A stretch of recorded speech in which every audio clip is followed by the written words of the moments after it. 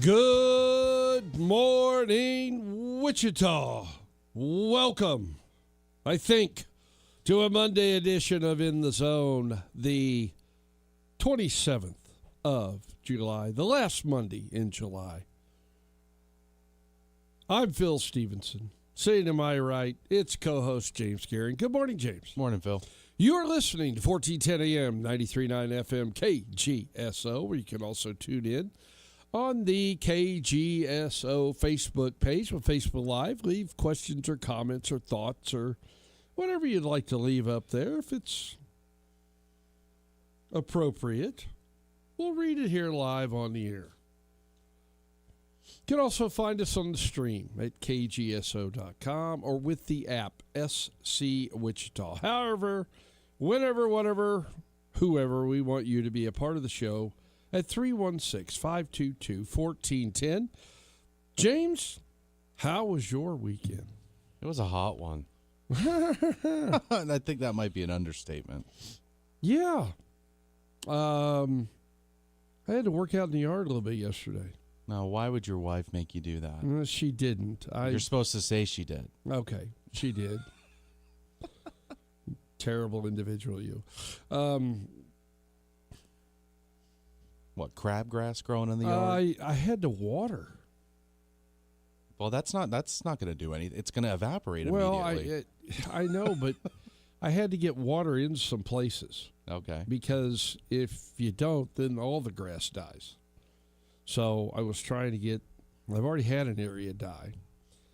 And I don't have sprinklers. Sprinklers are broken. So. The old hose. It's the what's that thing called? The osculating sprinkler head thing? No, with the multiple settings? Yeah, it goes back and forth. Yeah. So okay. It goes on the ground. Yeah, I had to get that up and running and going yesterday and put it in a couple of different places. And I anyway, just did that. Watched a little baseball on TV. Got started back on my book, everyone. Yay. So that makes James very happy. I have that. Watch us have the same games somehow, some way. I put 2 games each day. I figured there's no way. Unless you pick 2 from the same on Saturday. I don't know. We'll see. If not, I can wing it. All right. So we opened today's show. Well, first off, we've got a lot of things going on here. You got the NBC tournament, which moved games from the middle of the day to an 8 o'clock start this morning, and I believe a 10:30 or 11 o'clock start for game 2 today. And then the 6 and 8:30 games because of the heat, things going on. I'd like to find out how many people made it through baseball around the clock. There was I know at least this was the day before, but Friday evening, there was a good amount of cars at X Stadium. Mm-hmm. When I left, Friday, and then the other 2 games were, there was a good amount of cars. And even after the TBT game, or when I left the TBT game, there was plenty of cars over there. Right. So I bet you, at least on Friday, when it was still, bearable, there was a good crowd out there, but I couldn't tell you what Saturday and Sunday looked like. Sparse is what it looked like, or at least a lot of people had to be hanging in the shade. They'd be sitting where I sit. Yeah. And what shade you could find. This would be one of those weeks where you have that buy one of those little fans that has the squirt gun with it. Yeah, where you can do that. Good grief. And I bet you anything, that field gets obviously way hotter than a grass field. Oh, yes. I couldn't even imagine. Not near as hot as the old turf fields. No? No. Now, see, I've been out there coaching in the middle of the day. The last time we were in the World Series 2 years ago. And it was hot. Yeah, it was hot. And but I played 1990. I don't They have didn't have told turf then, did they? no, hang on. Oh, okay. In St. Louis at Old Busch Stadium. That had that old style turf. Mm-hmm. That had the concrete underneath and then the pad and then the turf. The turf temperature was 130 degrees. Guys were coming in after being in the field and taking their shoes off and going to find shade somewhere. In some cases, guys were taking everything off and putting their feet in ice baths because it was so hot up there. And I wasn't supposed to play that particular day. And Jack Clark comes up to me, our first baseman, and he says, hey, make sure you're ready to go today. And I'm like, what does he mean by that? Well, I found out real quick. His plan was to get ejected in his first at bat. Well, he batted fourth. He didn't get a first at bat in the first inning, so he went out in the field and got ejected. Wow. So he could go home to his house in St. Louis and not have to stand on the 130-degree turf. So I played the 8.5 innings, basically, out there that day. We have TBT tonight, 8 o'clock. Final game that we will host of the TBT. Apparently, we didn't sell enough tickets. It'll either be us or JHX Hoops traveling to either Kentucky or Syracuse, the winner of that other quarterfinal matchup. Right? Yeah. Yeah, that's what I understand. Mm-hmm. So I thought you had something to say. Kind of what we were talking about before the TBT. Have you ever done the foil trick? Foil? You put foil in your shoe? No. Oh, well, apparently that can help. You put, foil on the sole of your shoe, and then you put your foot in it. It reflects the heat rising from the turf. Really? Never heard that before. That's what it says. I would think it would wrinkle up under your feet. Is what I would think.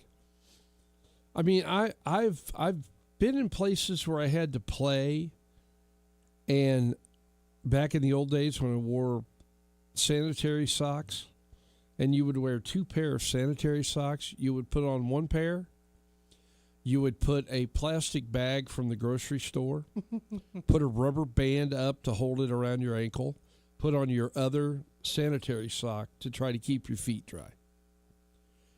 We had a game. How did you have any grip? Well, somehow I guess just having the first sock on and the sweat in your feet would hold you in place. Never had that problem. Only had to do that a few times. In Tacoma, Washington, I might add, where it rains almost every day. We had a stretch where it rained so much that we had a tarp for the infield, but the outfield was a slosh pit.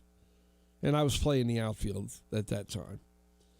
And we had a game on July 1st there where I don't know, it was like 65 degrees when the game started. By the end of the game, it was under 40 degrees. And I'm standing out there basically in water in places in right field. Freezing my you-know-what off with that. But my feet were somewhat dry. Now, you would have to come in and change because the outer sanitary would get wet, but it wouldn't soak through because of the plastic bag. So you'd come in, always had 2 pair of shoes, change shoes, change the outer sanitary, go back out about halfway through the game. Trying to keep my feet dry. Like I said, for the most part, it worked. But, all right. 522-1410 is the phone number. Probably before we get any further with the NBC or the TBT tonight, this story has popped up. You brought it up before we came on the air. The wife of Kansas City Chiefs offensive coordinator Eric Bieniemy was shot last night at the couple's home in Virginia. She's been hospitalized, treated for serious injuries. Of course, Eric Bieniemy's in St. Joseph, Missouri with this. There's not really many other details. Yeah, there's not a whole lot As to going on as to what happened, how it happened. It was in Ashburn, Virginia, at their home there. That's crazy. Like I said, not any other details coming out that we're aware of. So if we get more before the end of the show, we'll throw that out there to you.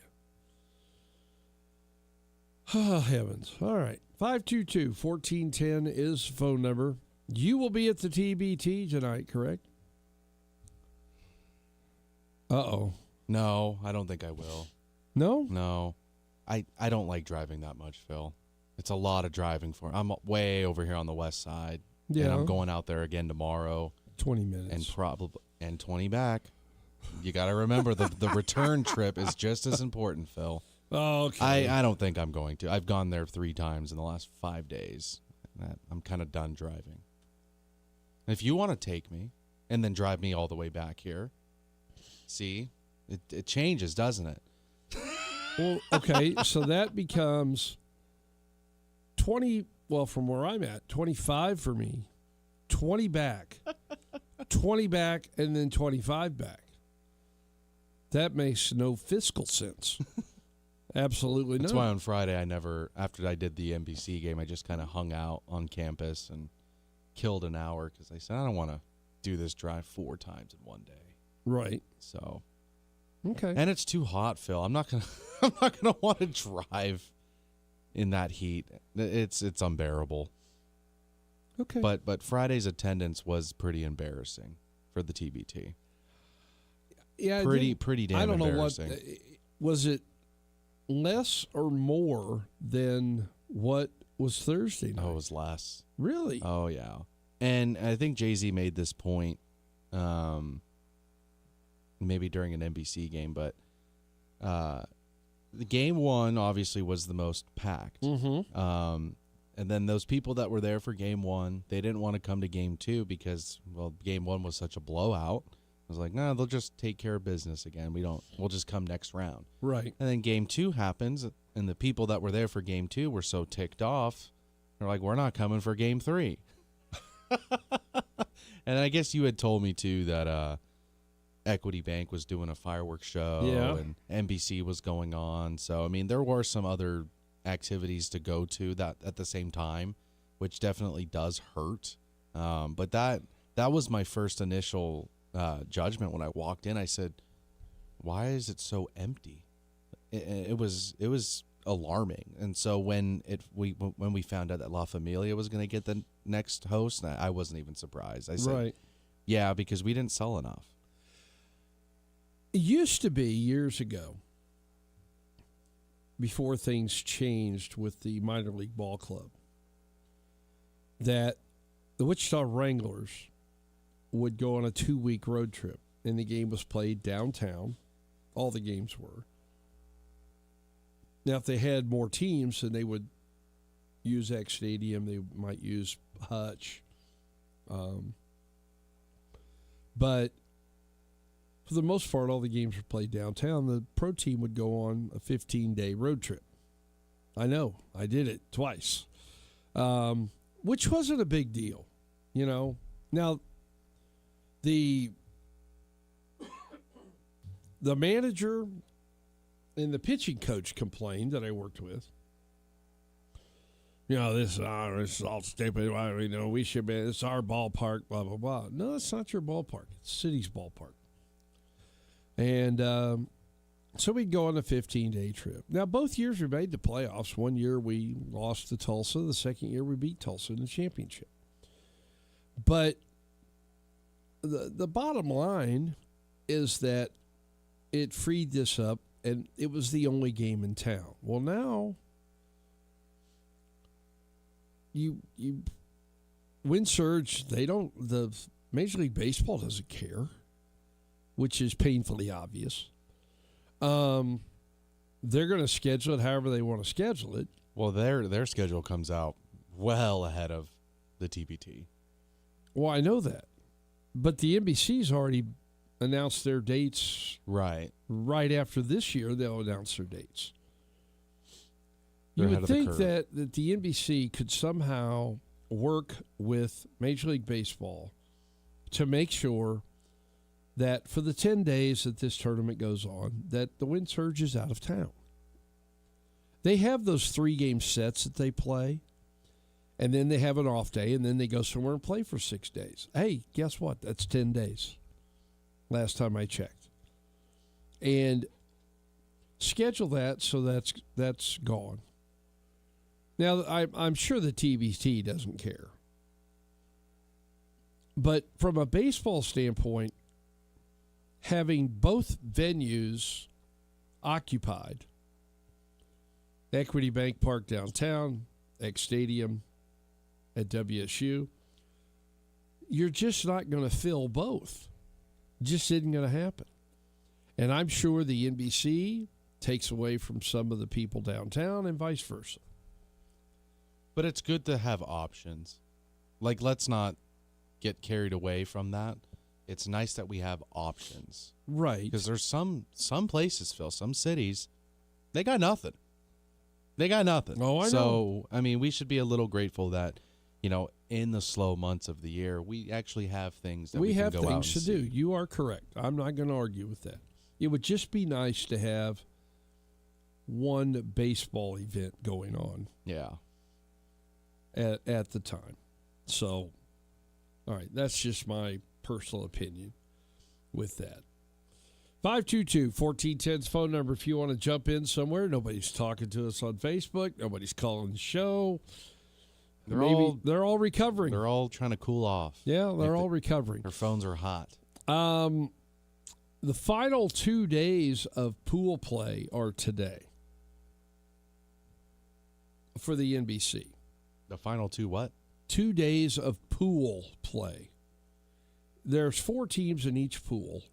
You play each team once. The top 3 in each pool advance to the knockout round, basically, is how that works. So I'm going to get to more of this after we go to the Maximum Outdoor Equipment Hotline and say, welcome, you're in the zone. Hey, good morning, guys. Morning, Deb. Devin. How we doing? I heard no callers, no commotion, so I No, we decided to haven't call and haven't make a rattled commotion. anybody's cage yet until now. I just hopped in the car and heard that. So, are you guys going to the game tonight? I know James is, right? Aren't you No, calling? No, I don't think I James am. I is don't going to think I am, go, Devin. and I haven't decided yet. Wow. Well, let me help you decide. You're going. I am. And James, you should grab a ticket and go as well. I don't need a ticket, Devin. Heck James- yes, KU versus K-State, or KU versus WSU. You know, it's the first time, and we've been waiting on this for 5 years.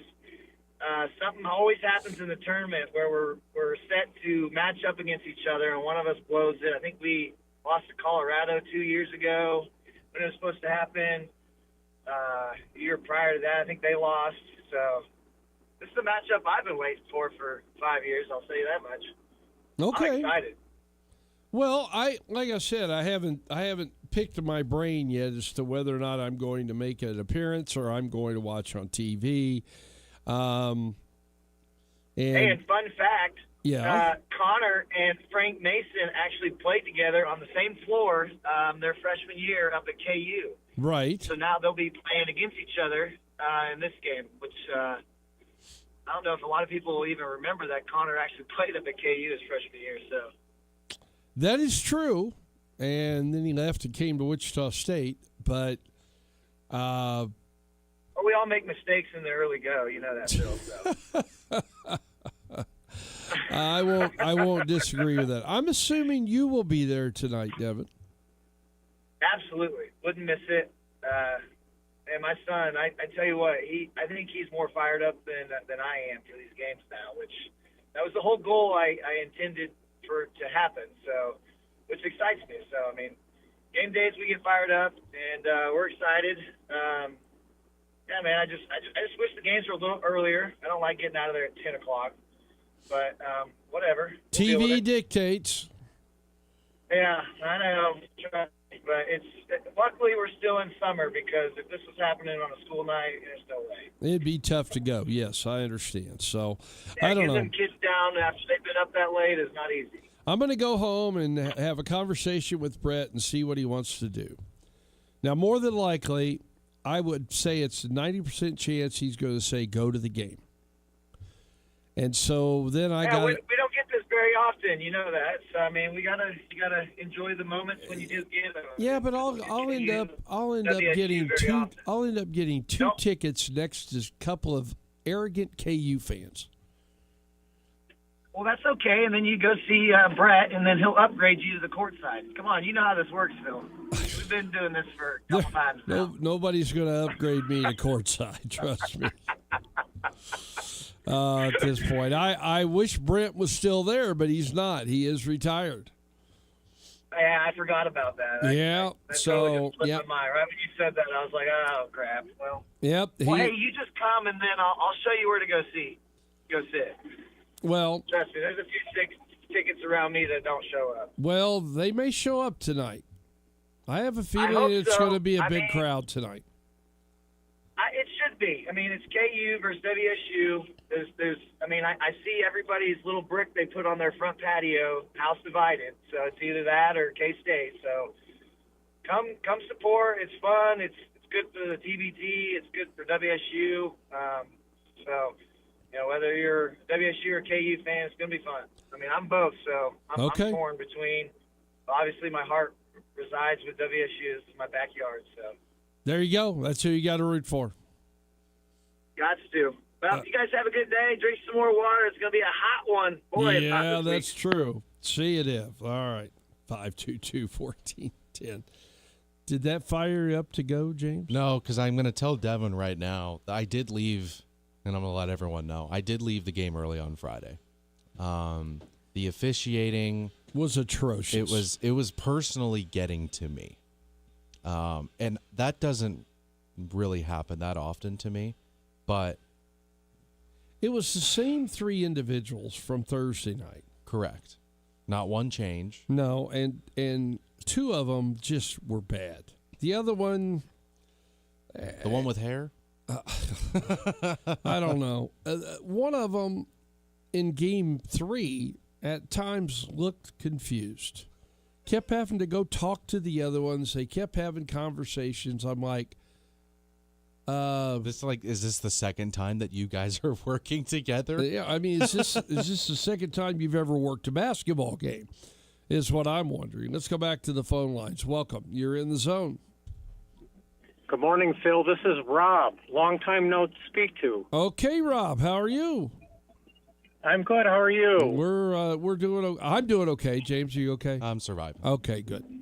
What's up, Rob? I wanted to mention to James that my father grew up in Hilo, Hawaii. Oh, okay. I still have relatives in Oahu and also Hilo, but I also worked for Hawaiian Telephone Company for 4 years, met my wife, and my daughter was born at Queen Kapilani Hospital in Honolulu. Okay. All familiar with that. Phil, I wanted to ask you one... Phil, I wanted to ask you one question. Okay. Do you think there will be a strike in baseball? Do I think there'll be a strike or a lockout? I think there'll be a lockout is what I think there'll be, which is two different things. That means the owners are not allowing the players to come to spring training. And that's what I think will take place. I don't think the players will strike. I think they will. It'll be forced to the point if they don't get an agreement, the owners will lock them out. Do you think 2027 season will not exist or not? No, I think it'll be similar to what happened in probably 95 or 94 when they had the end of the season lockout. I think it was a strike and then it was a lockout, where the end of the 94 season didn't happen, no World Series. Then you had the lockout and they eventually got everything settled. They got players into abbreviated spring training and they shortened the season, I think by 2 or 3 weeks, and played a season. I could see something like that happening. Not the end of this year not taking place, but the start of next year. I don't think it'll be a whole season. I think if that were to happen, the fans would disappear. James, do you have to go? Oh, yeah. Oh, yeah. Okay. Go ahead.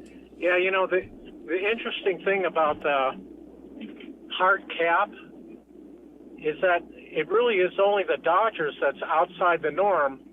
But I think, frankly, the Dodgers are just a better run organization than a lot. I mean, I did a little analysis about last year. We look at the last 10 years, and generally, the top-paying club didn't always win the World Series. Right. You know, the Mets are always, near the top, but they never get to the World Series. They're awful. So I think it's based on the organization, but I do think the Dodgers have some advantages that, because of the revenue that they make, that makes it unfair for a lot of people, or feel that way. I think that right now what we've got is that loophole that's got to get fixed, where teams have deferred money, down the road. You saw a couple of there's been a number of players who've done it in the past, but now the Dodgers have made a whole team of it, pretty much, of deferring money. And if they're ever going to get a hard cap, then they got to figure out what they're going to do with all this deferred money that's out there. There's a lot of craziness that's going on, and there's a lot of things that need to be fixed. And I understand the players because I was a part of it. Not wanting to have a cap, but in turn, if you look at it, if you look at the fans part of it, how much longer are fans going to continue to pay these outrageous prices for tickets and things in the ballpark and parking and everything else? Because, yeah, they say TV money drives it, but if you don't have people in attendance, it doesn't matter. And that part is what I don't like, and that's something I think that needs to be addressed. Yeah, it's too bad. Baseball's really in a renaissance with all the rule changes, the extra teams that could make the playoffs, the wild card. It's just a shame in that, the bigger bases, they brought back speed. The Cubs with the fielding and speed, they're actually one of the more competitive teams. Right. I know. It's just, it'll be interesting because obviously the Dodgers figured out how to get out of the first round of the playoffs, always having those days off. They've figured that part of it out. Now somebody's got to figure out how to beat them. Yeah. And that's... Well, thanks for the call. Hey, Rob, good to hear from you. So take care and have a great day. You too. All right. James. James had to go do his real job. Okay, bye. All right, see ya. All right, there goes Rob. I need a break. 522-1410's phone number. We'll talk a little more NBC when In the Zone returns after this timeout.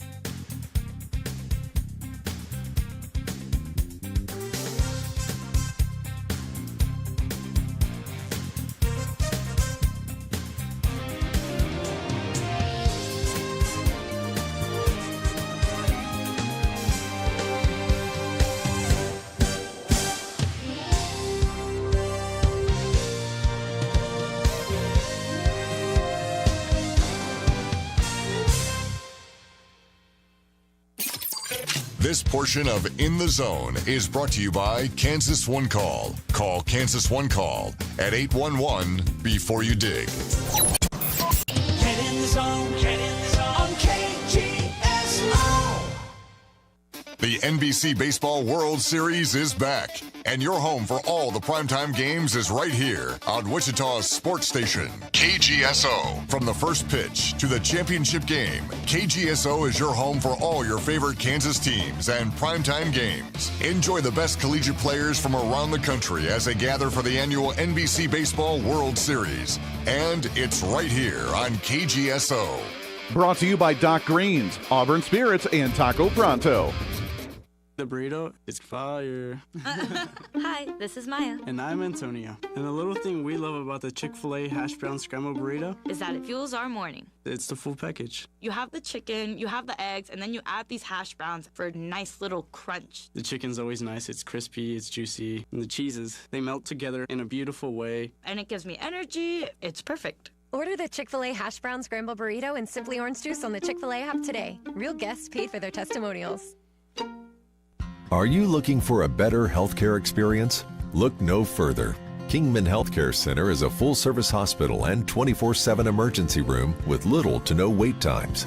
Kingman Healthcare Center was recently named a Top 20 Critical Access Hospital by the Chartist Center for Rural Health. Top 20 in the entire nation. Come see for yourself what all the celebration is about. Exceptional care every time. To learn more, visit our website at kingmanhc.com. Start your day the delicious way at Mr. B's Daylight Donuts in Goddard. Fresh donuts, pastries, and breakfast favorites are made daily and waiting for you every morning. From classic glazed donuts and warm cinnamon rolls to tasty breakfasts like biscuits and gravy and hot coffee, Mr. B's has something for everyone. Whether you're grabbing breakfast on the go or picking up treats for the office, make Mr. B's Daylight Donuts your first stop of the day. Stop by today and taste the difference that fresh makes at Mr. B's Daylight Donuts in Goddard. Something to crow about. My Lowe's Pro Rewards members, save big during Lowe's Pro Savings Days. Get your member volume discount plus an extra 5% off eligible orders with a quote of $2,000 or more. And buy more and save more with up to 20% off in-stock molding when you spend $250 or more. Members get more at Lowe's. Valid through 7/31. Exclusions, more terms, and restrictions apply. Can't be combined with any contract or special pricing. Loyalty program subject to terms and conditions. Visit the Pro Desk or Lowe's.com/terms for more details. Subject to change.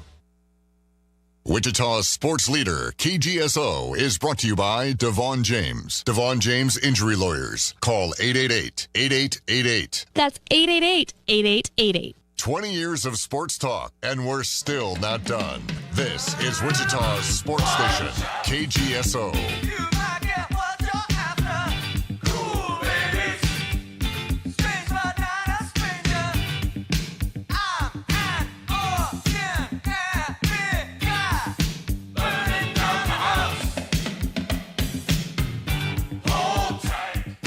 That's what it feels like outside.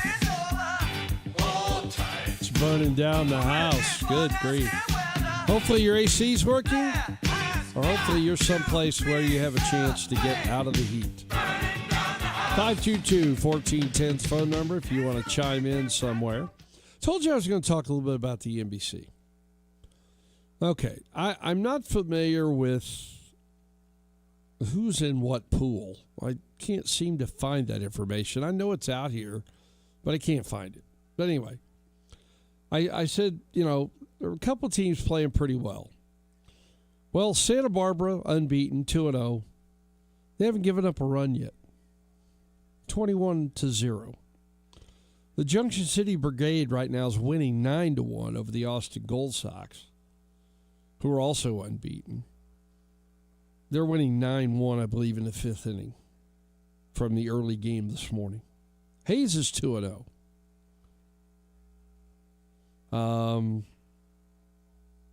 Austin was unbeaten, but they're not faring so well right now. They'd given up 12 runs, scored 20. The Gold Panthers are unbeaten. They've only scored 9. They haven't been very offensive, but they've only given up 2. The other unbeaten team, the Lone Star Baseball Club out of Texas. They haven't scored a lot either. Their run differential is only 3. But they've won 2 games. That's really all that matters. 0-2 teams looking to survive.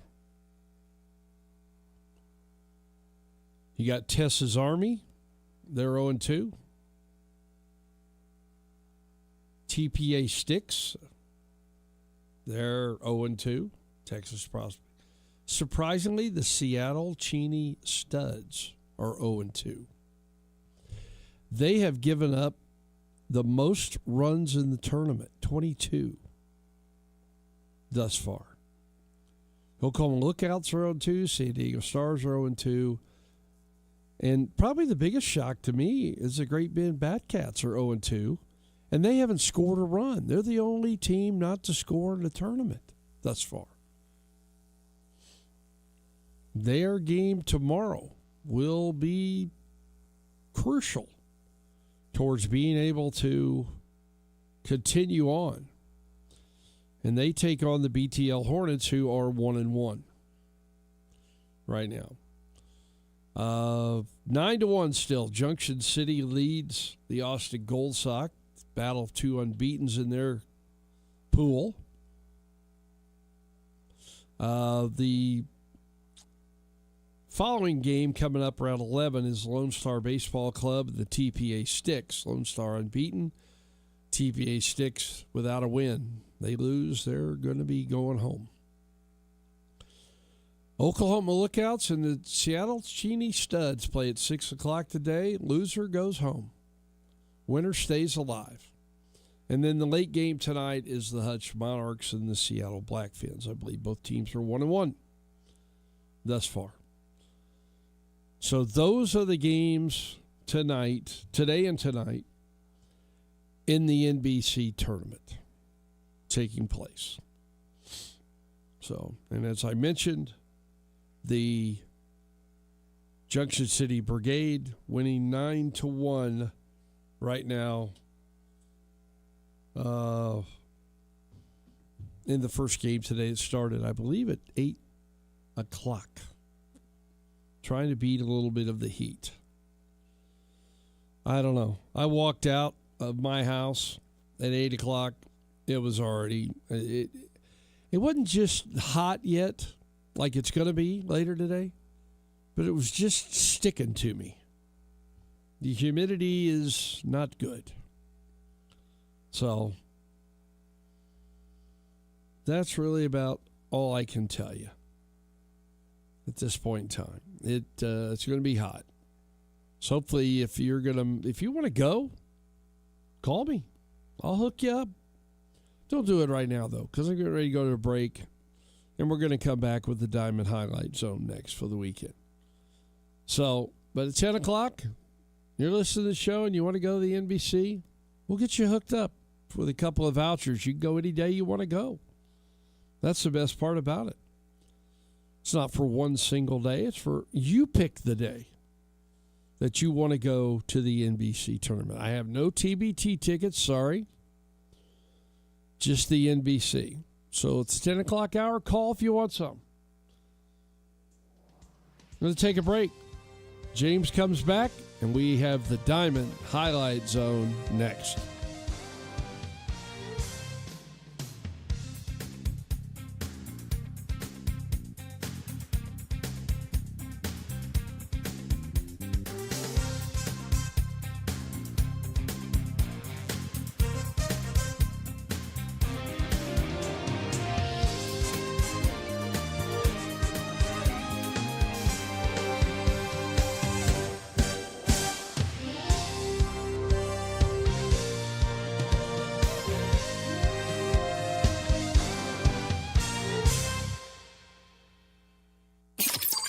This portion of In the Zone is brought to you by Kansas One Call. Call Kansas One Call at 811 before you dig. Get in the zone, on KGSO. This is Stu Gatz and Company live. The audience wants this. You're listening to Stu Gatz and Company live. We have to put a 30-year ban on kids playing football, basketball, and baseball, and then say we're putting 100% of our attention to soccer. That's unfair to the kids, man. I mean, you do that, though? Yes. And you'll see how many Mbappes and Hollands we have. So what you're doing is forcing the next Randy Moss to play soccer. Stu Gatz and Company live. Stu Gatz and Company, weekdays at 2 p.m. on KGSO and on the SC Wichita app. Do oil and natural gas help when it's hot? I'm Warren Martin, and this is Fueling Kansas with Kansas Strong. In recent days, much of the country has been experiencing a heat wave with triple-digit temperatures. People are familiar with how heating oil and natural gas help during the winter to keep us warm. But what about the summer? Do they help keep us cool? Yes. One of the most essential ways is through insulation in our homes and cars.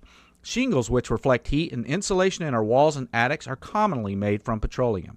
Some refrigerants and cooling systems, especially industrial applications, which come from petroleum and LPG processing, serve as high-efficiency, low environmental impact refrigerants, propane and isobutane, for example. From the energy to run your AC to the refrigerant it uses, from the insulation to keep the heat out and the cool in, right down to the synthetic fibers and moisture-wicking fabrics in our clothes to reduce heat, oil and natural gas are key components keeping your summer cool. This is Fueling Kansas. Find out more and get the facts at fuelingkansas.com. My Lowe's Pro Rewards members, save big during Lowe's Pro Savings Days. Get your member volume discount plus an extra 5% off eligible orders with a quote of $2,000 or more. And buy more and save more with up to 20% off in-stock molding when you spend $250 or more. Members get more at Lowe's. Valid through 7/31. Exclusions, more terms, and restrictions apply. Can't be combined with any contract or special pricing. Loyalty program subject to terms and conditions. Visit the Pro Desk or Lowe's.com/terms for more details. Subject to change. America is turning 250, and we're celebrating all month long at Midwest Kia. Join us for our Stars, Stripes, and Savings Sales event, where we're honoring America's 250th birthday with incredible savings throughout July. Celebrate extra savings on every new Kia that's built right here in America, including the award-winning Sportage, Sorento, Telluride, hybrid models, and the electrified EV6 and EV9 models. And no birthday party is complete without a present. This July, purchase any new or pre-owned vehicle and get a $250 gas gift card. It's our way of helping you enjoy the summer road ahead. Plus, every new Kia comes with that unbeatable 10-year, 100,000-mile limited powertrain warranty. But hurry, this special Independence Day offer and the $250 gas gift card won't last forever. Visit MidwestKia.com. And remember, We want to see ya in a Midwest Kia. see dealer for details. Offer ends July 31st. Warranty is a limited powertrain warranty. Remember, today you listen to Wichita's sports station, KGSO.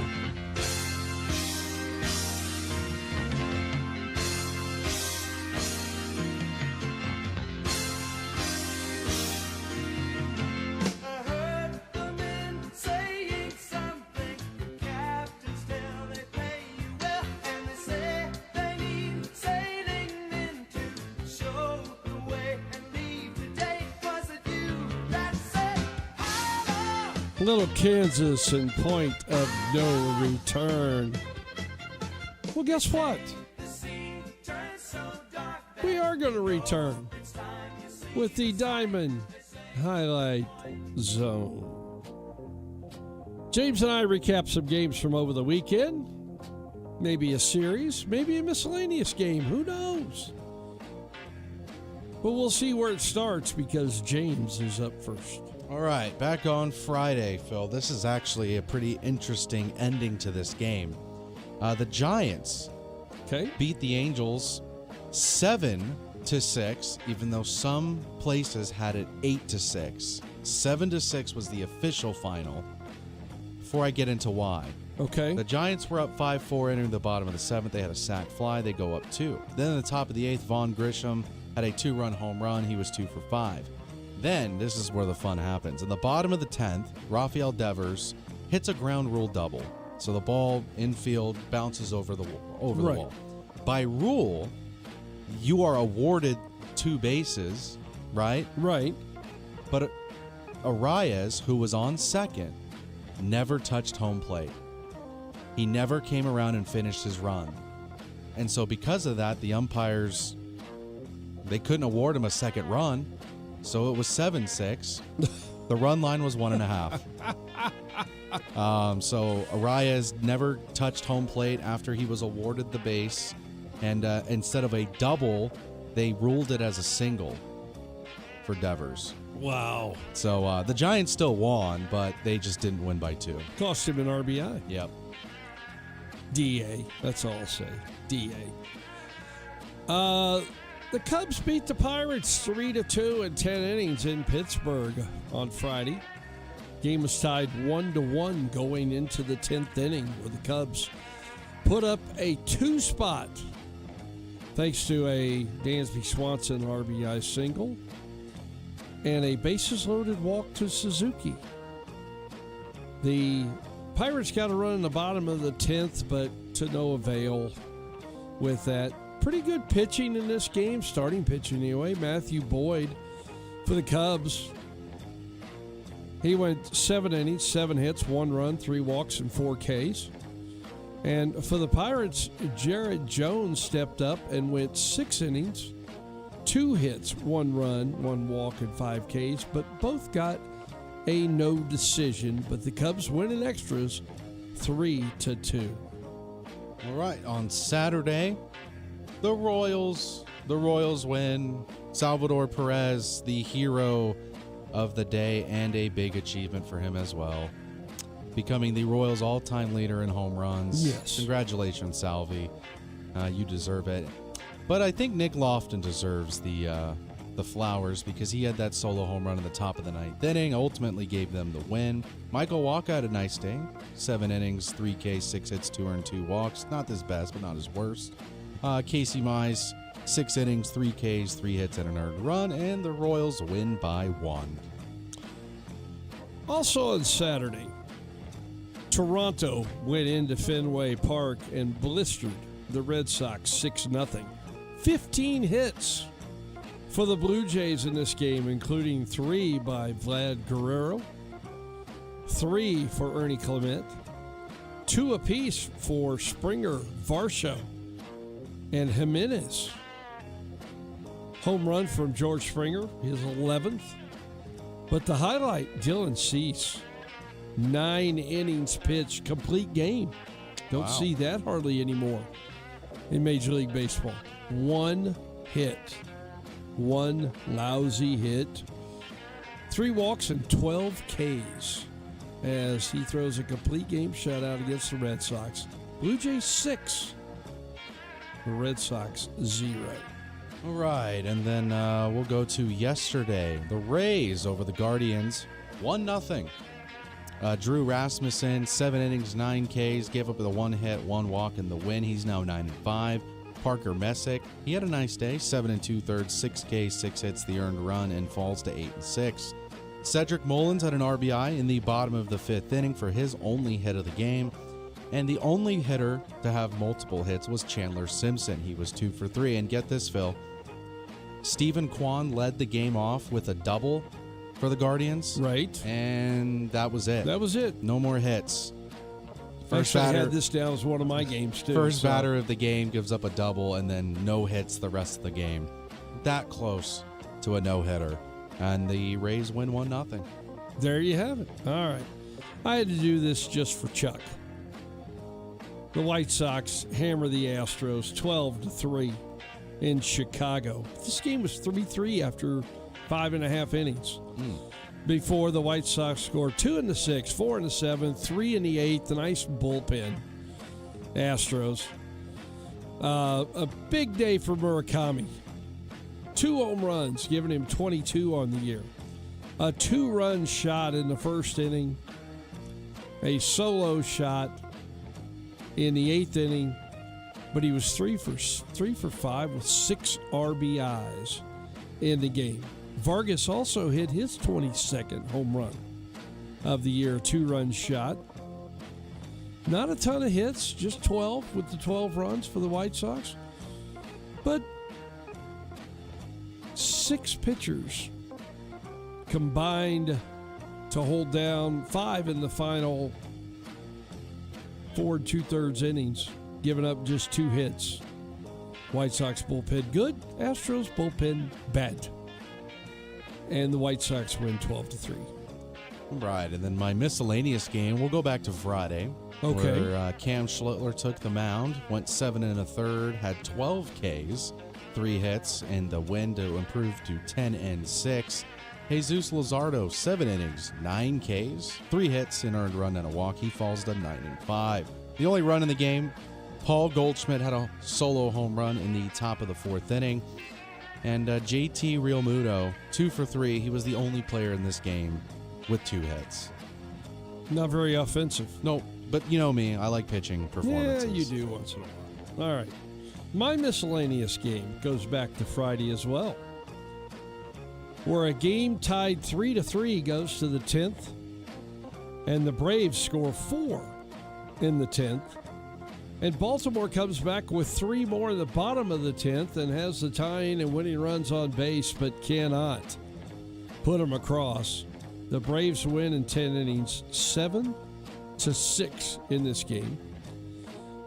The big blow, an Olsen 3-run home run in extra innings, giving him, I believe, now 27 on the season. Former Athletic, I might add. Baldwin hit his 20th for Atlanta in this, and really, other than Encarnacion Strand, how do you come up with that name? Good grief. For the Orioles, was 2 for 4 with 4 RBIs, hit his 3rd home run in the 10th inning as well, but not enough. Bullpen pitching, again, not very good for either team, but the Braves win a thriller, 7-6 in 10 innings over the Orioles. Well, you kind of laid the groundwork for my best series of the weekend, Phil. Good. Now, that was game 1 because of all that. And then game 2 on Saturday, the Orioles hit a walk-off RBI single from Dylan Beavers to tie that series up at 1 apiece. And then yesterday, the Braves won in 11 innings, 3-2. The Orioles scored 1 in the 8th and 1 in the 9th to force extra innings. And then in the top of the 11th, Austin Riley had an RBI double. So all 3 games, 1-run games, 2 of them went in extras. I know it wasn't a sweep, but it was a pretty damn good series. 25 hits for the Braves, 22 hits for the Orioles. It was pretty even. Well, my series of the weekend, you also had one of those games as well. You took Salvi's on Saturday. His new home run record for all time with the Kansas City Royals, but the series was all 1-run games, 4 games. Detroit took the first 2, 4-3 and 2-1. And the Royals took the final 2 games, 3-2 and 5-4. Pretty good ball games all the way around. And this is the 7th consecutive 1-run game for the Royals. Wow. They beat the Giants 3 straight all 1-run games, then lose 2, then win 2 more. So they are 5-2 in their last 7, all 1-run games, which I find hard to believe. But it's true. So congratulations to Salvi. And Nick Lofton had a pretty good weekend. There was also I think there was another record that was broken over the weekend too. I want to say it was from Kazuma Okamoto broke Otani's record for most home runs by a Japanese-born rookie. He's got 23 home runs on the season. With playing third base for Toronto. Yeah, good for him. All right. We are 1 hour into the show today. I have NBC tickets to give away if you want to go. You have to call us in the next hour. James and I return for more next.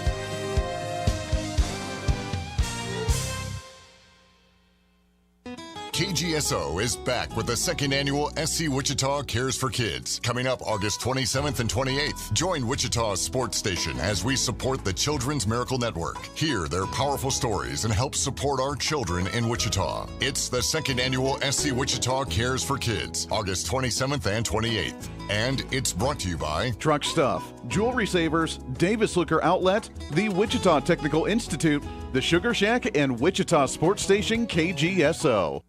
Across Kansas, new equipment is ready now at Lang Diesel Incorporated. From Massey Ferguson tractors built for straightforward, dependable performance to Fendt machines engineered for next-level efficiency, it's all here. With 10 locations, Lang Diesel makes it easy to get the equipment, parts, and support you need fast. Visit Lang Diesel Incorporated today. Find your nearest location at ldi.us. Lang Diesel, your Kansas Fendt dealer for over 35 years. The burrito is fire. Hi, this is Maya. And I'm Antonio. And the little thing we love about the Chick-fil-A hash brown scrambled burrito Is that it fuels our morning. it's the full package. You have the chicken, you have the eggs, and then you add these hash browns for a nice little crunch. The chicken's always nice. It's crispy, it's juicy. And the cheeses, they melt together in a beautiful way. And it gives me energy. It's perfect. Order the Chick-fil-A hash brown scramble burrito and Simply Orange Juice on the Chick-fil-A app today. Real guests paid for their testimonials. Market information from the Mid-America Ag Network.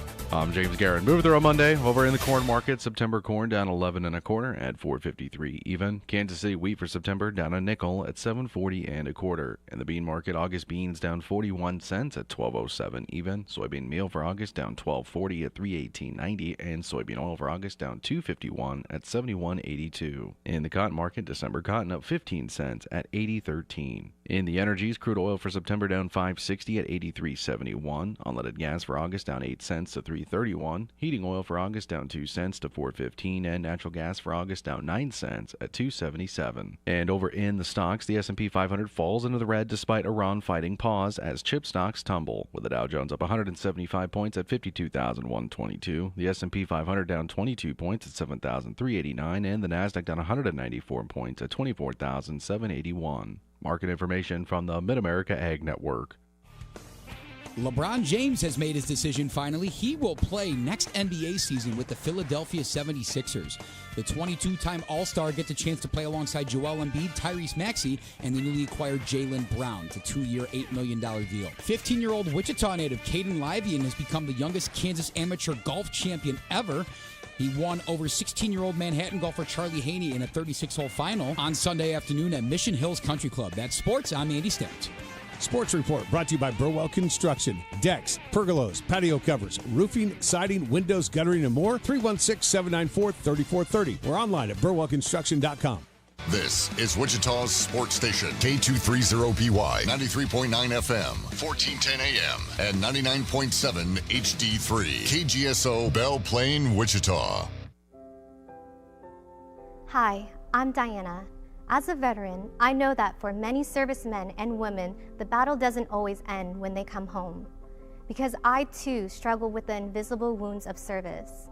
Thankfully, I found American Humane's Pups for Patriots program, which brought Sam into my life. Before being paired with Sam, I didn't get out of bed for most days. Pups for Patriots and Sam literally changed my life. Now I'm able to go to the store without having a panic attack. I'm finally able to live my life the way I want to live it. Pups for Patriots provides trained service dogs to veterans like me at no cost. If you're a veteran or know a veteran struggling with post-traumatic stress or traumatic brain injury, please go to AmericanHumane.org to learn about their Pups for Patriots service dog program. Let's give our veterans a fighting chance. A message from American Humane. Broadcasting live from the KGSO studios in West Wichita. You just tap in and leave it on. This is In the Zone on Wichita's sports station, KGSO. Get in the zone, get in the zone on KGSO.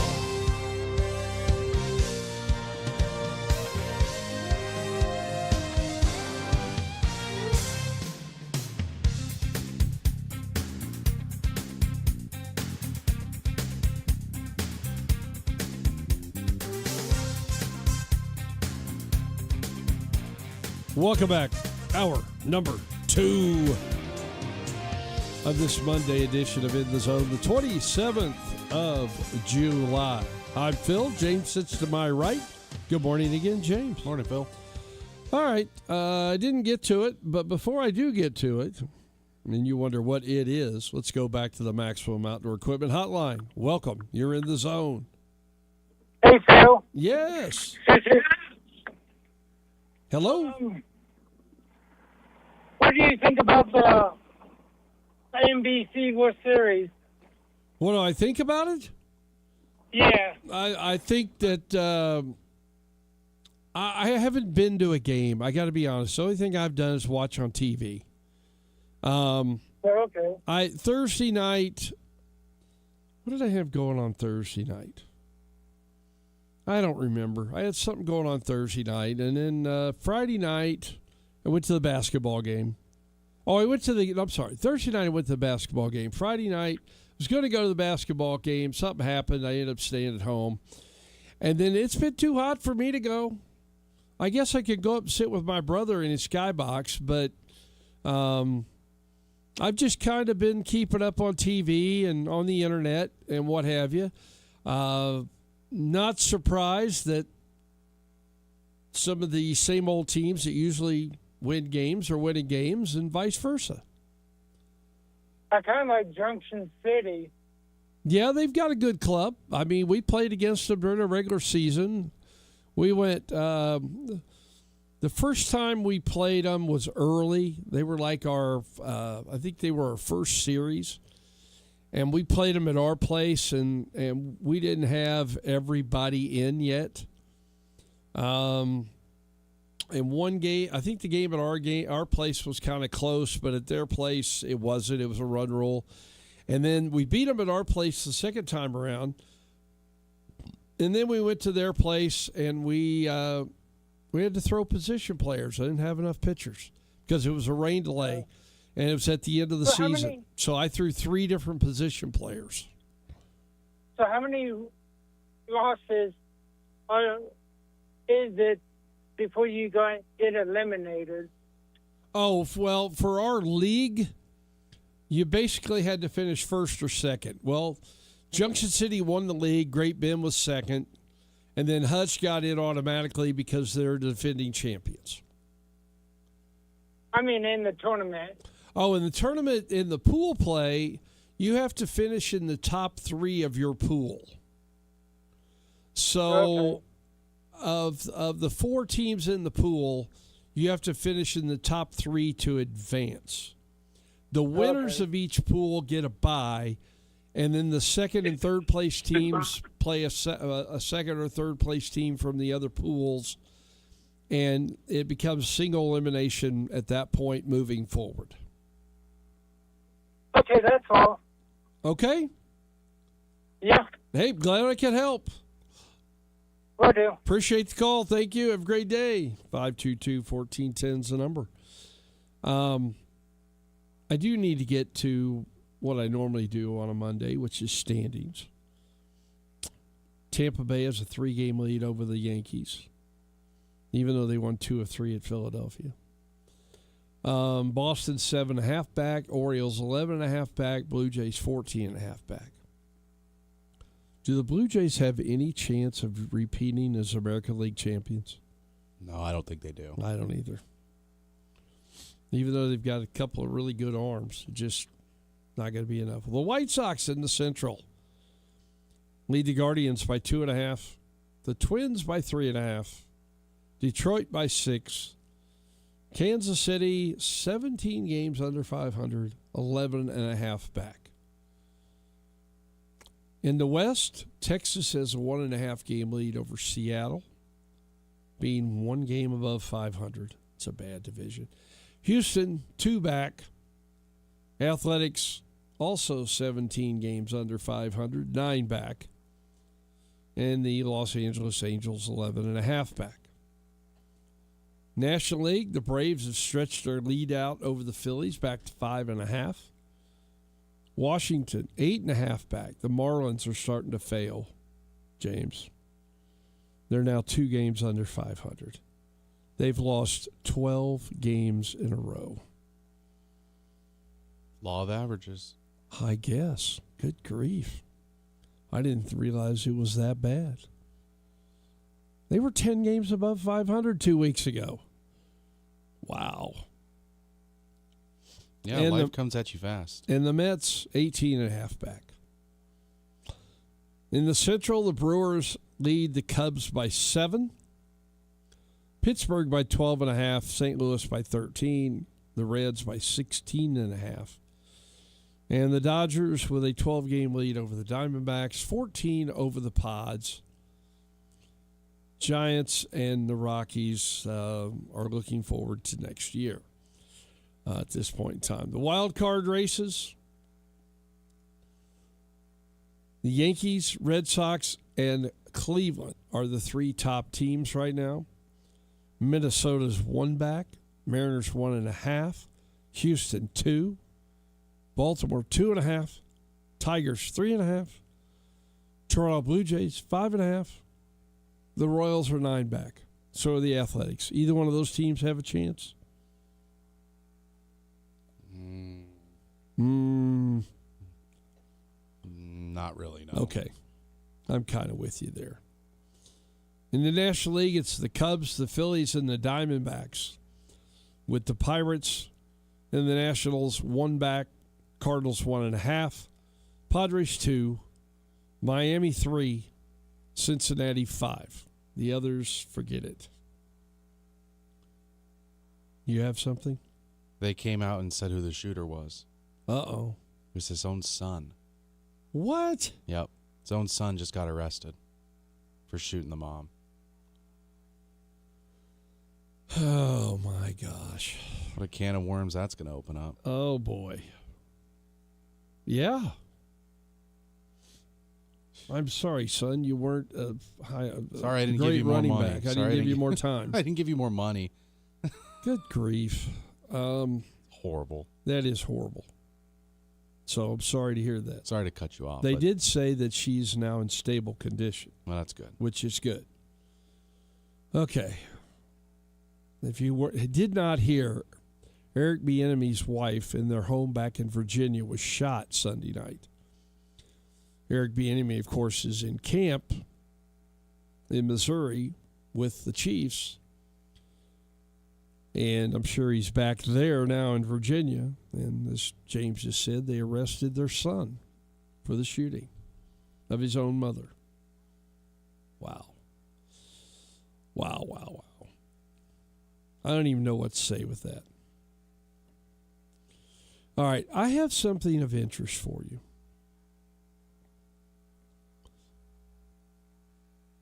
Yeah, what's up? Do you think the quality of hitters deteriorated from an average standpoint?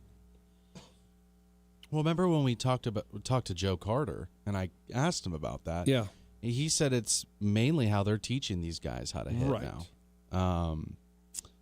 Well, clearly it's not working. Whatever you're teaching these kids, when they're about to enter their prime. They're teaching it at the high school level and below as well.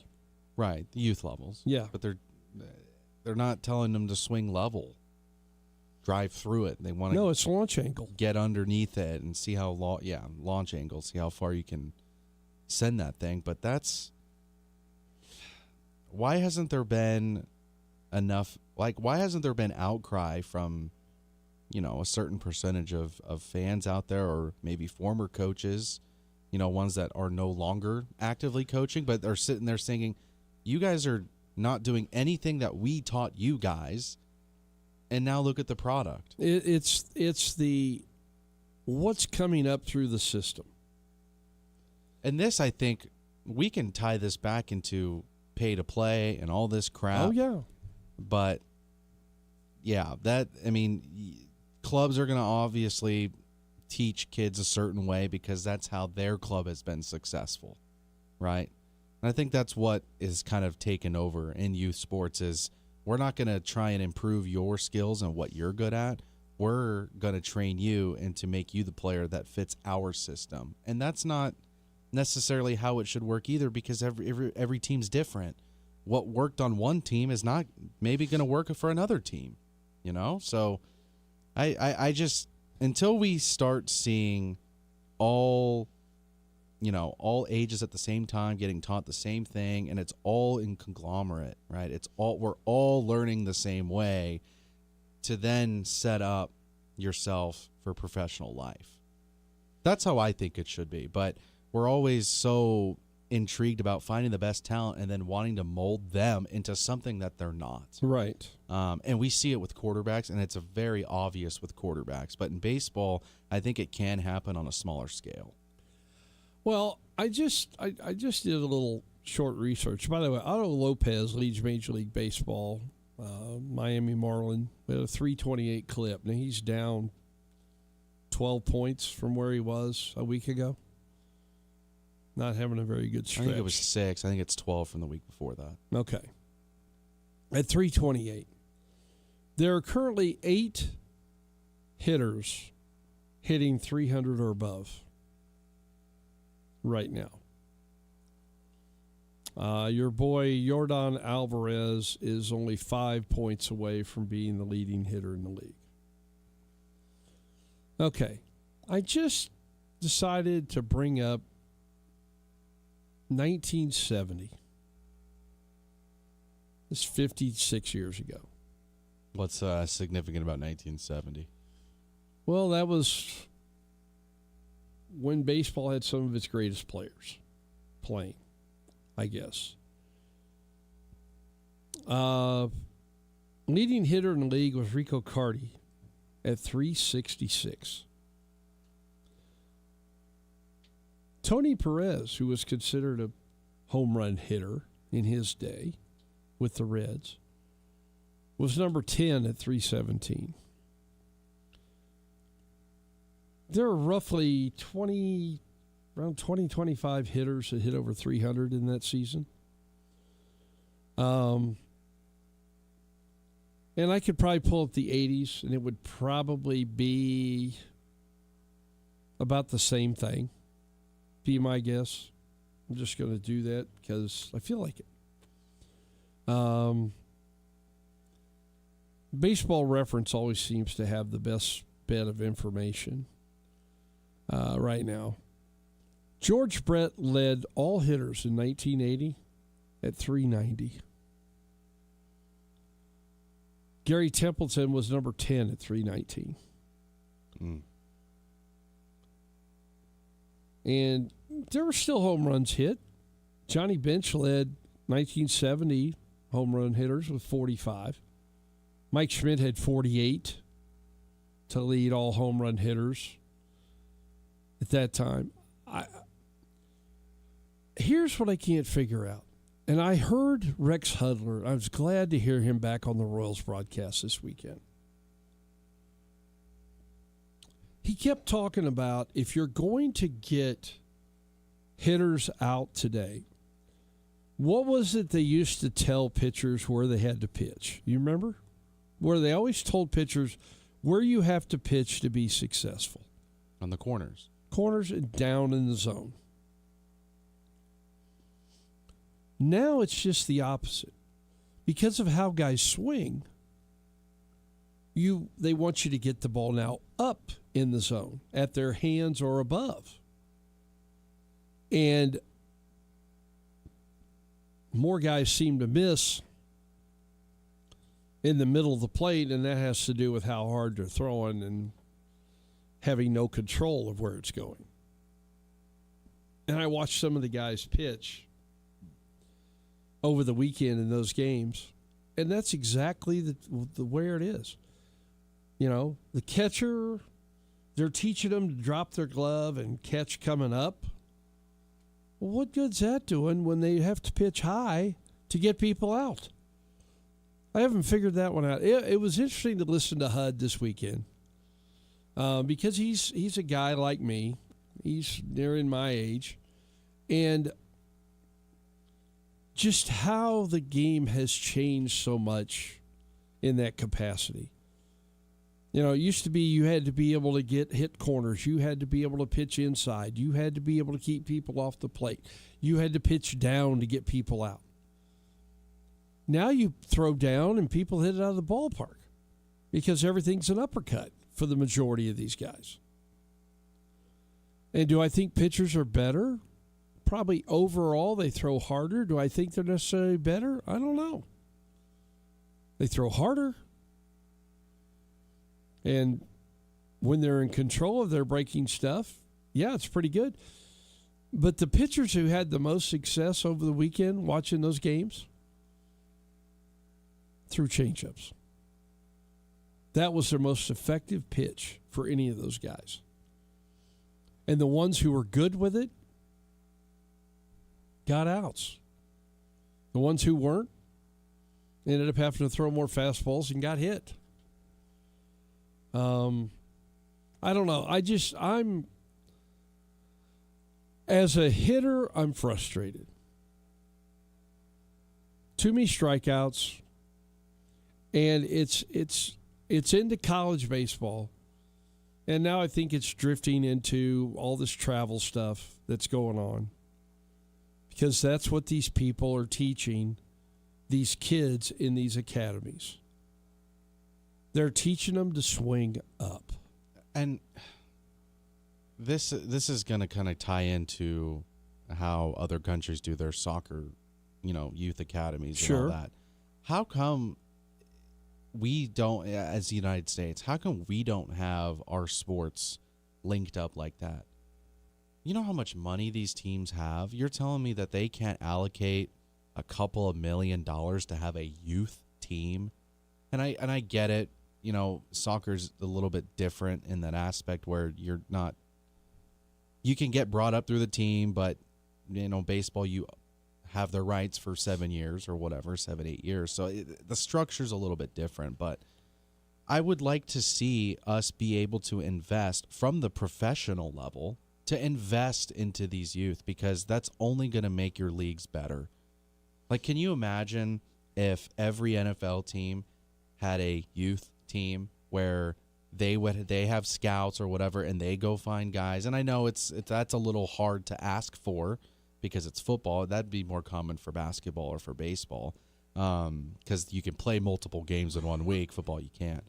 But I would just think that would raise the overall product of our youth sports, and it would over time lead to more success, in my opinion, because when you have a major league team who's your farm system, who's your parent team, you tell those coaches and those staffs what it is exactly that you want that player to do. That way, by the time they get to that age to where they can play, they're ready and they know what to do. They don't have,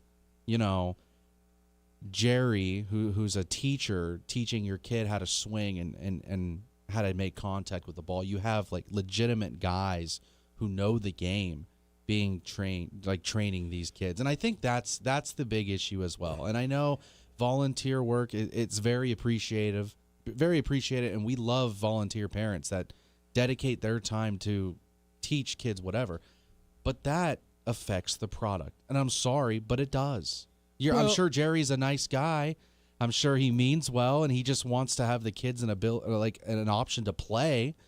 But he's not going to get the best out of those players, those athletes. Right. And so I think we need to start reconsidering at all levels who exactly is teaching our youth. Well, I will say this. I know they have all these different academies, and they go down to probably as low as 10 and under to some of these academy teams that do this stuff. And, they hire coaches. They hire instructors. In some cases, they're hiring people based upon who they can get, number one. You don't know truly how much baseball knowledge they actually have. And I see places where they'll announce that they have hired this guy to be this instructor in their academy or whatever, and I'll go click on it and research it and go, okay, this guy played a little bit of college baseball and he wasn't very good. what makes him be the guy that's the expert? Well, you can say that same exact thing about Billy Beane. He wasn't a very good professional ball player. He was a good college player. He was a professional ball player. But he wasn't very good. He was, he wasn't, okay, yeah, he struggled. But he became a pro. GM. Right. So it's like, what, you were not good at playing, but you're good at analyzing? But he if you get into professional baseball, you're learning something. Sure. Along the way. Okay? But he was one of those that got drafted right out of high school. Right. Probably should have went to college. But when you're a first-round pick in that time and era, the money that, wasn't great, but they're offering you a first-round pick, they're probably giving you $100,000 plus, which was a lot of money then. Yeah, I kind of get it. But, he was his own worst enemy as a player. Yeah. He had problems with dealing with the mental side of everything.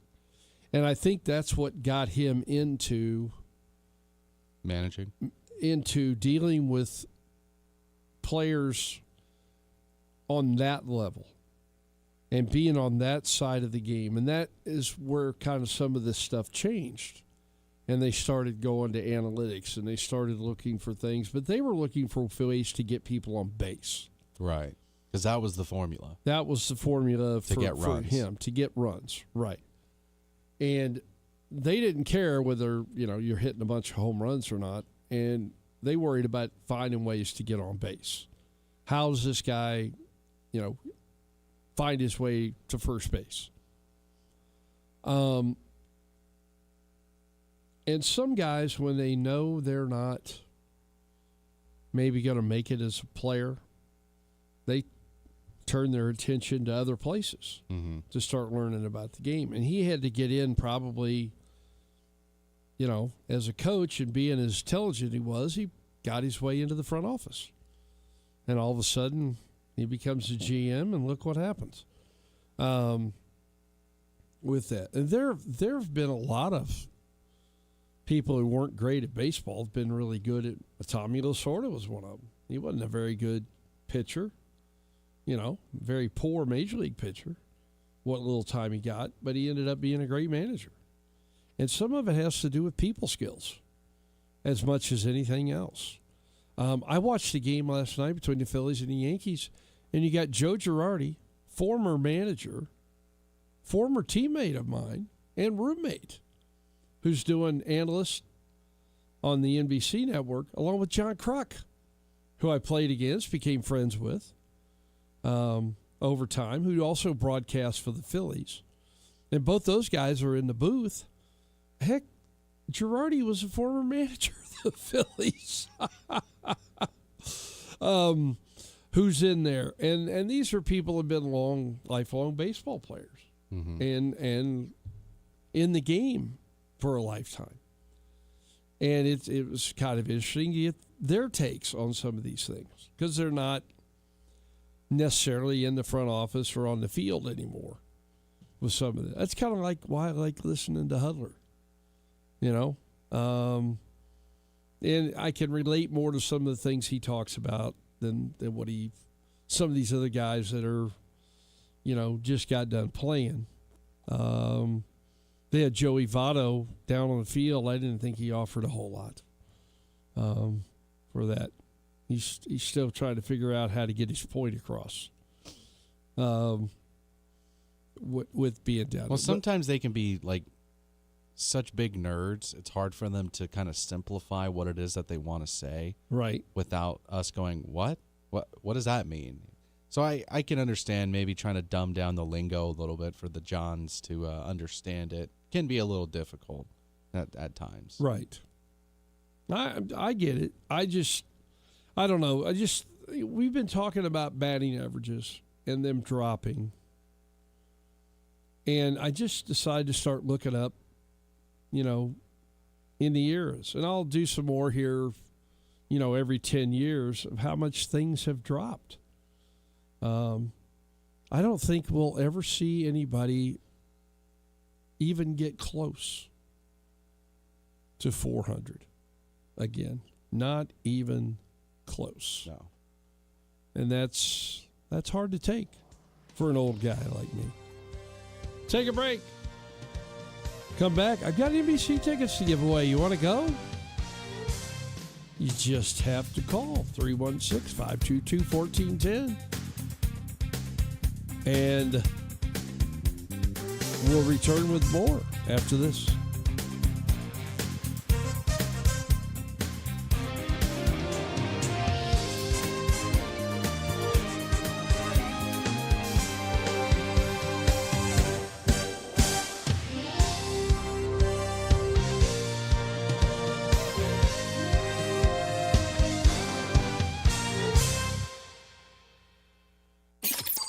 This portion of In the Zone is brought to you by Kansas One Call. Call Kansas One Call at 811 before you dig. Get in the zone, on KGSO. Ladies and gentlemen, this is The Odd Couple with Rob Parker and Kelvin Washington. Patrick Mahomes was not listed as the #1 quarterback in the NFL. That honor belongs to Joshua Allen. Last season for Mahomes was the bounce-back season, right?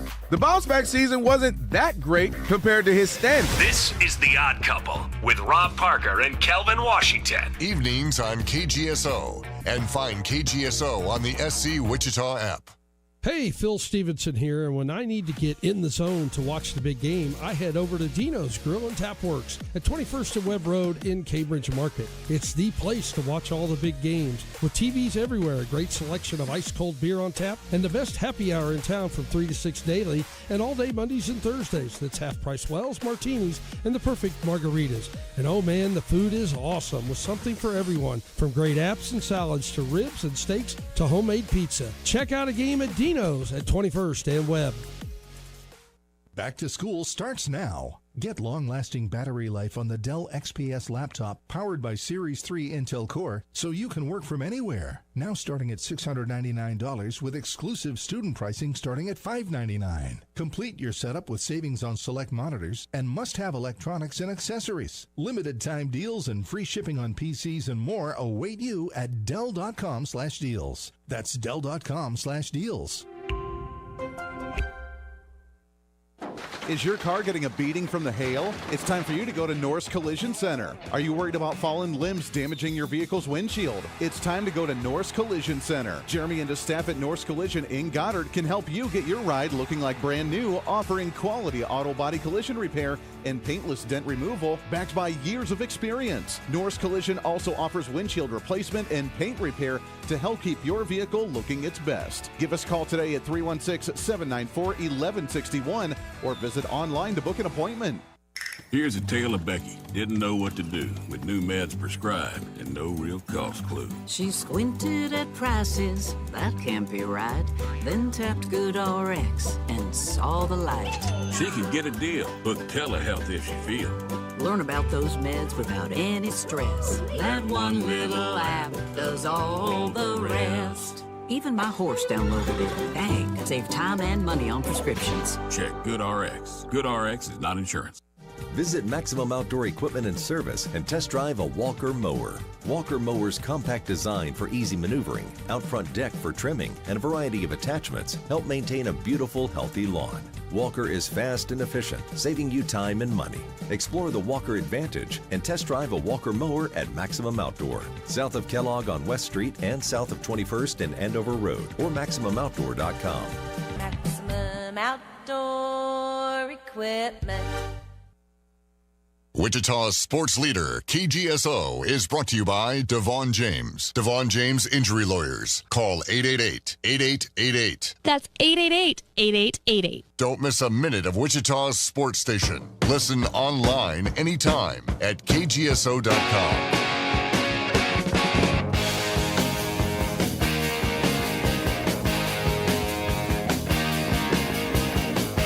You show us everything you got. You keep on dancing and the room gets hot. You drive us wild, we'll drive you crazy. You say you want to go for a spin. We're going to rock and roll all night. Well, we're going to do it all day here on In the Zone. 522-1410 is the phone number. Got a segment here where the phone lines are wide open. 316-522-1410. I've got NBC vouchers to give away. If you want to go, you could pick your day, your session, whatever it is. Bob over here says MLB invests in youth academies in Central and South America, but not here. True. Maybe that's one of the reasons you see so many more players today from those areas. Yeah, they invest money, scouting, the whole 9 yards down there. I can remember being down there. If kids had a glove, they'd share it. They would have a stick for a bat. It's almost like playing old stickball in the streets of New York. They're playing it down in the Dominican and Venezuela. Now they've got some of these academies that kids can get into today. Next thing you know, they're over here playing at 17 years old, and they're in the big leagues by 21 or 22, if they can play. They don't promote them just because they got money invested in them. You know, that's one of the things about these high draft picks. These guys are going to get every opportunity until it's exhausted.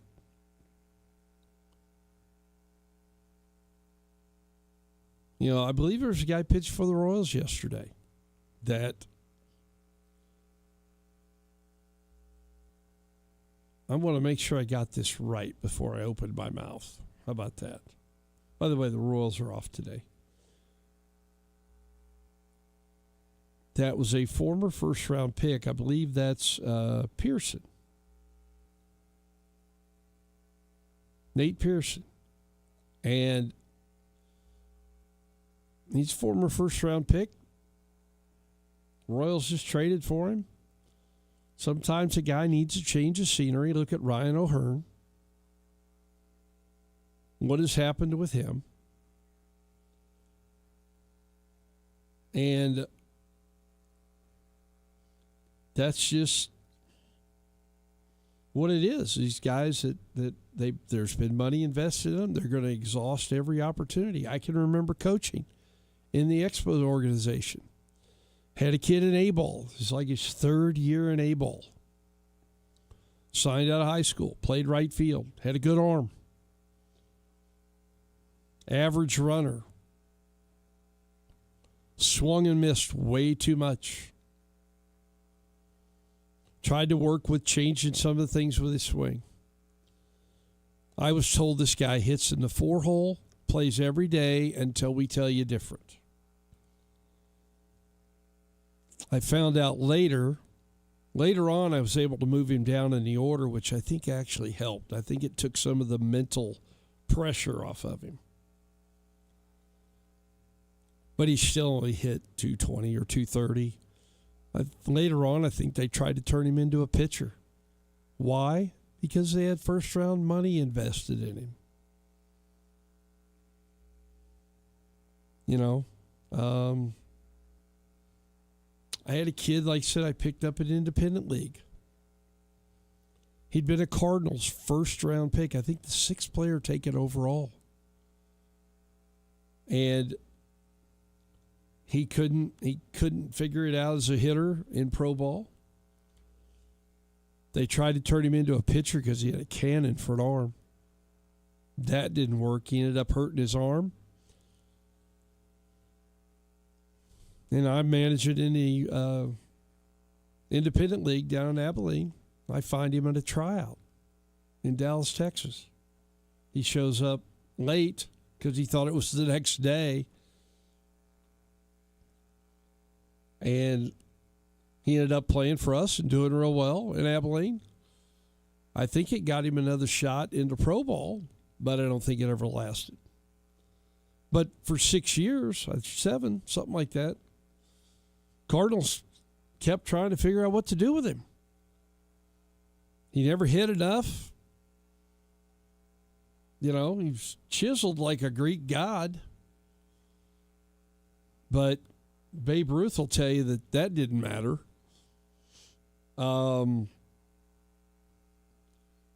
Like I said, he had a cannon for an arm.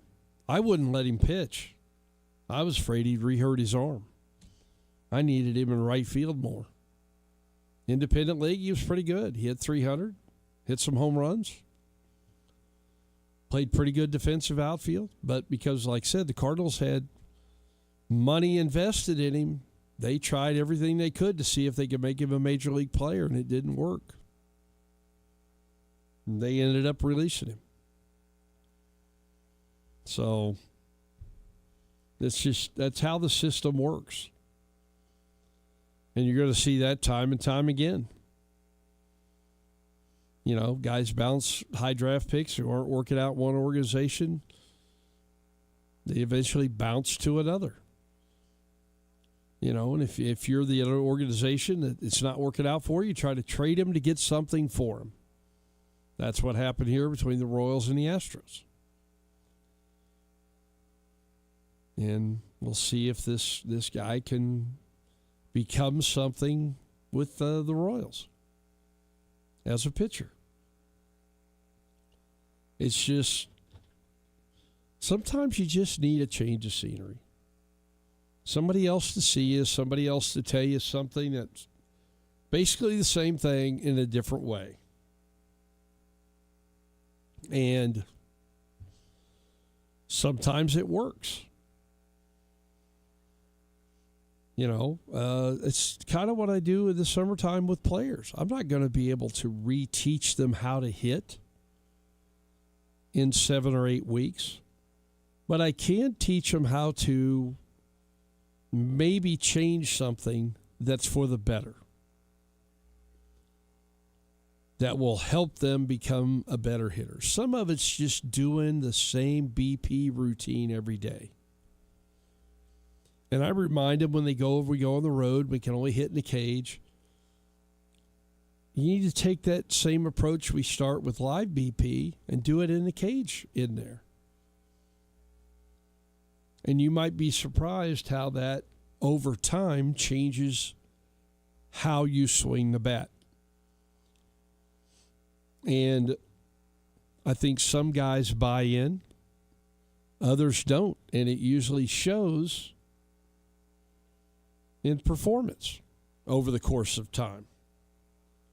You know, you'll have your day here and there, but overall, no. All those bad habits you have creep back in. If you don't work to get rid of them, they creep back in. It's just like anything else in life. You have some poor habits in your job, or maybe things you do or don't do around your own house. I'm guilty of it, I admit. I'm no perfectionist. But, you know, from a baseball standpoint, you have to actually really work at something to change it. And if you don't think it needs to be changed and you continue to fail and you don't want to make a change, that's just it. You continue to fail. And I think that's the one good thing about guys who come in the summer. You know, I watch them for a week or so, and then I say, hey, you know, you need to do this. This will help. You need to do this in batting practice. This will help. And some guys listen, some don't. And, you know, if they fail enough, sometimes they'll listen a little more. But even then, you know, it's just not going to happen. A lot of it has to do with pitch selection. Too many guys hit the first thing they see. It doesn't matter what it is. I've asked numerous guys, I said, why did you swing at first pitch breaking ball? Well, I was looking for it. So, okay, great. So you're looking for it and you swing at it head high, or you swing at it in the dirt, or you swing at it right off your ankles and hit a weak ground out somewhere.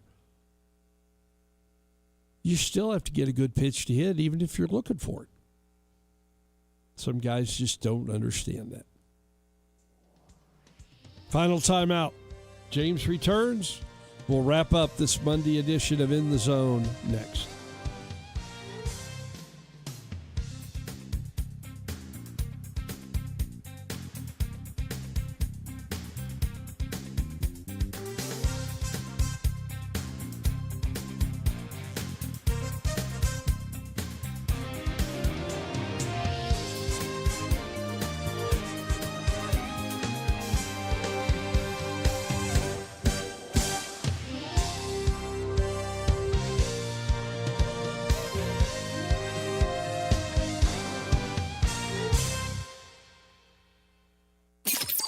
This portion of In the Zone is brought to you by Kansas One Call. Call Kansas One Call at 811 before you dig. Get in the zone, on KGSO. Want to hear more of KGSO? Don't forget to download our app today. Fill out weekly surveys, register to win great prizes, listen live, message our shows, and so much more. Plus, get reminders of special programming and games you don't want to miss. Just find SC Wichita in your app store and make KGSO your new favorite app. It's Wichita Sports Talk, right on your phone. Download the SC Wichita app today with Wichita Sports Station, KGSO. Are you looking for a better healthcare experience this summer? Kingman Healthcare Center is a full-service hospital with a 24/7 emergency room with little to no wait times. Our clinics offer same-day appointments and convenient scheduling for your annual checkups. Don't wait. Make your health a top priority and schedule your appointment today. You won't regret the short drive without the big city traffic. Exceptional care every time. To learn more, visit our website, kingmanhc.com. Looking for a new-to-you ride? For over 70 years, customers have trusted Rusty Egg Ford with quality vehicles and exceptional service. We have 500 used cars available with 150 Ford Blue Advantage certified. From fuel-efficient cars to tough trucks and versatile SUVs, you'll find quality, value, and selection all in one place. That's peace of mind with every mile. Buy with confidence at Rusty Egg Ford. Visit rustyeggford.com. Family owned and simply the best place to buy. See dealer for details. I move mountains for a living. Literally. That means I don't carry hand lotion, and when it comes to serious heartburn, I don't mess around with anything but Rolaids Max Strength. Its dual-active formula has 1,500 milligrams of calcium carbonate and magnesium hydroxide that relieves heartburn fast. And the best part? The roll fits right here in my pocket, so I can get back to moving mountains. Rolaids spells powerful relief. 1,500 milligrams is our highest amount of antacid per tablet. Read each label. Use as directed. Keep out of reach of children. Getting in the zone is easy when your crew's fed right. Bricktown Brewery in Wichita East and West has your next event covered with catering that brings the flavor. From Bricktown boxes that make lunchtime a win to crafted specialty entrees and full buffet bar setups. You can bring the taste of Bricktown straight to your office, team, or celebration. Bricktown Brewery Catering, available for pickup, delivery, or full service. Check out the full menu at bricktownbrewery.com/catering. Bricktown Brewery Catering, bring your appetite and we'll handle the rest. Changes in weather can make or break Kansas farms. It's going to pick up in intensity a little bit overnight tonight. That affects us all. That's why you need a meteorologist you can trust to give you accurate and up-to-the-minute information each and every day. I'm Jay Prater. I know how important an accurate forecast is to you. With Cake First Alert Forecast, I'll give you precise conditions in your area, wherever you are in Cake Land. Trust Jay Prater and Cake First Alert, your weather authority. Cake News, on your side. It's Wichita's sports station all in one location. Just download the SC Wichita app today.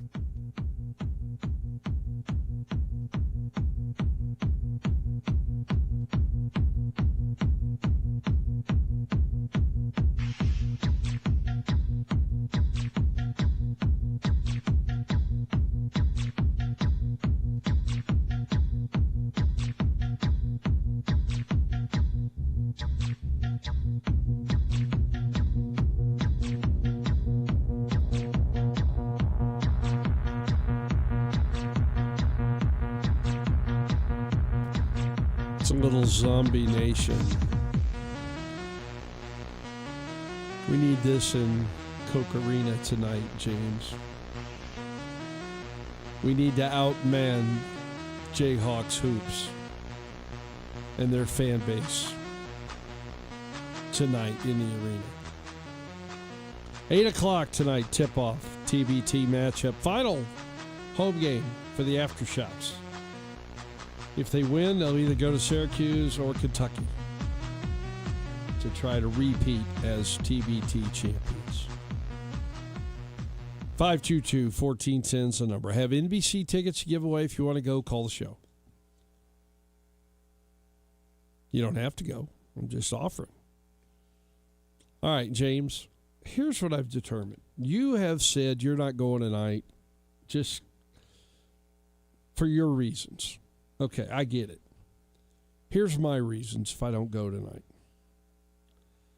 I've watched 3 games so far. 2 in person, or 1 in person and 2 on TV.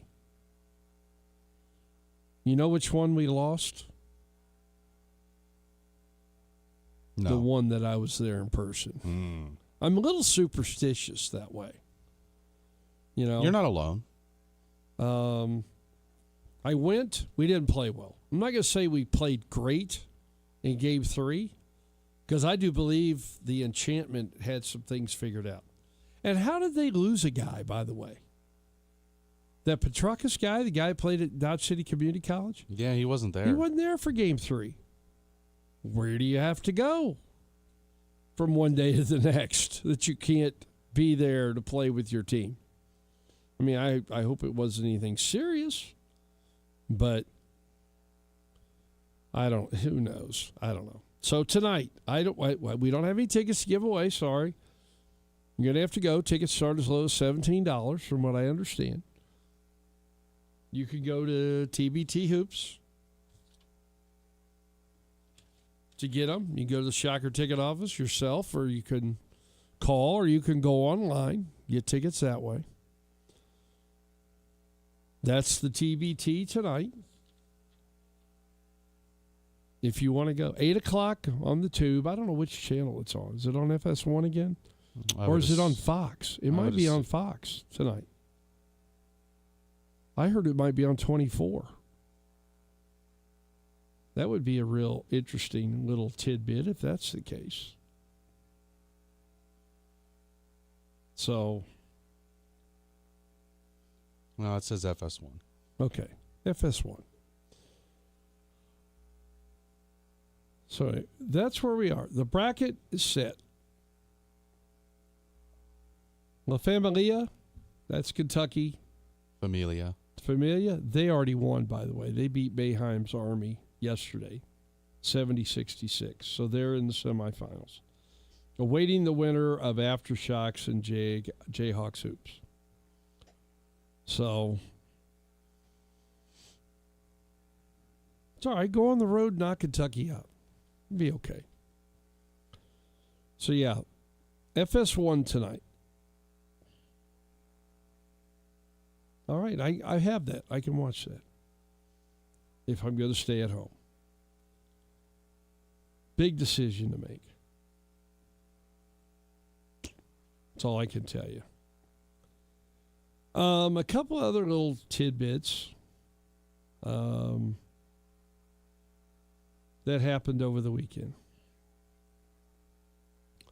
Tony Romo got arrested. I did see that. But this isn't comparable to Mark Sanchez. No. No, it's not. It's not even on the same page. But still. Now, I heard a rumor, I don't know how true this is that he was upset about a golf round.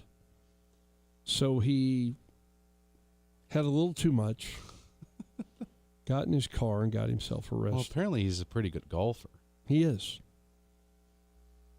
He usually plays in that tournament that they have. Yeah, the celebrity deal. I don't know how he did this year, but yeah, I thought that was kind of interesting. Yeah, he didn't try to fight anybody, so I think I think he'll be ready by week right. 1. Whereas Mark, I don't know if he still has his job. I don't think he does. And then the Washington Commanders, some of you know them as the Redskins, fired their tight end coach, Ben Steele. a month after he was arrested for driving while intoxicated. Heavens. This, they're getting ready to start camp, and they decided, we're going to get rid of this guy. And he'd just been hired in the offseason. He'd been with the Arizona Cardinals the previous 3 years. That's not very smart, is really all I can tell you. I may have asked you this question before. Are you a gamer at home? Do you play like Madden? I'm a sports gamer, yeah.